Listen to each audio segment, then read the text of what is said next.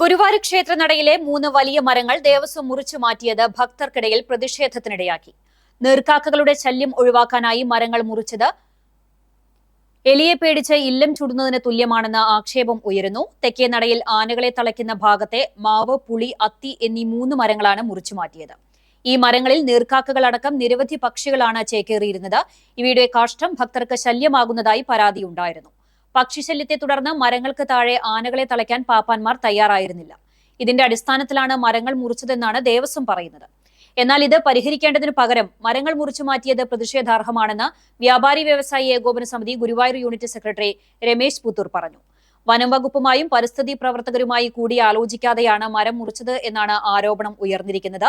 ക്ഷേത്ര വികസനത്തിനായി ഏറ്റെടുത്ത ഈ ഭൂമിയിൽ നിരവധി മരങ്ങളാണ് ഉണ്ടായിരുന്നത്. വിവിധ ഘട്ടങ്ങളിലായി അവ മുറിച്ചു മാറ്റിയതിനാൽ വിരലിൽ എണ്ണാവുന്ന മരങ്ങളാണ് ശേഷിച്ചിരുന്നത്.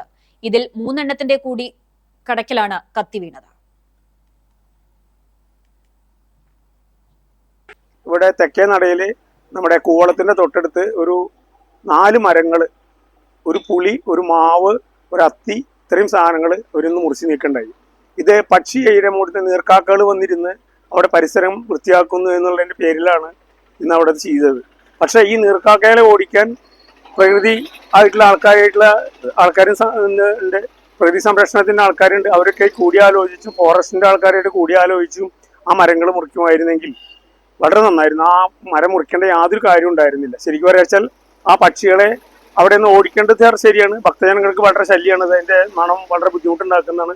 പക്ഷെ അതിന് പകരം അത് മരം കടയോടെ കൊമ്പും ചില്ലയൊക്കെ വെട്ടിക്കളഞ്ഞ് അത് ചെയ്തത് ഒരിക്കലും ശരിയായില്ല എന്നാണ് ഞാനൊരു പൊതുപ്രവർത്തകനും ഗുരുവായൂർ വ്യാപാരി വ്യവസായി ഏകോപന സമിതിയുടെ ഗുരുവായൂരിലെ സെക്രട്ടറി എന്നുള്ള നിലയിലും എനിക്ക് പറയാനുള്ളത്.